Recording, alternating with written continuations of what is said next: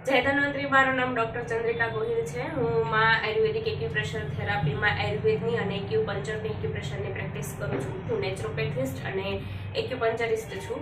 તો આજે આપણી સાથે છે અલ્પા।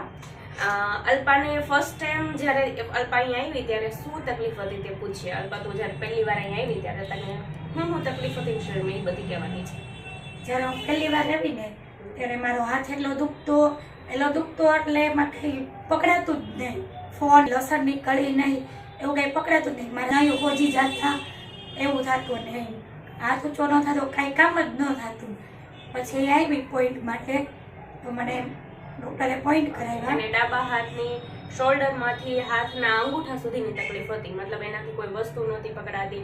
એને બેસિકલી વાયુ બોડીમાં વધી ગયું હતું અને જે પ્રોપર બ્લડ સર્ક્યુલેશન થવું જોઈએ તે નહોતું, પ્લસ એને સર્વાઇકલમાંથી પેઇન હતું। એટલે કે એનું બોડી સ્ટ્રક્ચર બી સારું ન હોય, બોડી પોસ્ચર સારું ન હોય, મતલબ જે સીધું બેસવું જોઈએ એમ સીધું ન બેસતા હોય પેશન્ટ, ઘણીવાર વાંકા બેસતા હોય, અમુક એવા કામ કરતા હોય કન્ટિન્યુ, જેના લીધે આ તકલીફ થાય। તો એને આપણે વાયુ, પિત્ત, કફ અને આપણા શરીરમાં જે આકાશ, વાયુ, અગ્નિ, જળ, પૃથ્વી 5 તત્વોનું આપણું શરીર બન્યું હોય તે શરીરના આપણી બોડીમાં એટલા પોઈન્ટ આવે।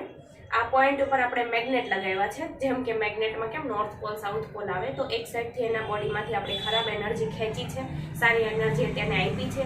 તેના લીધે વાયુ, પિત્ત, કફ અને 5 તત્વો બેલેન્સ થવાથી તેની બોડીમાં અત્યારે કેવું છે એ આપણે પૂછીએ। હવે તને કેવું છે? અત્યારે તો મને બહુ સારું છે।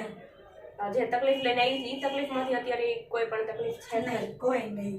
મને 7 દિવસમાં તો સારું થઈ ગયું, એટલું રિઝલ્ટ મળ્યું।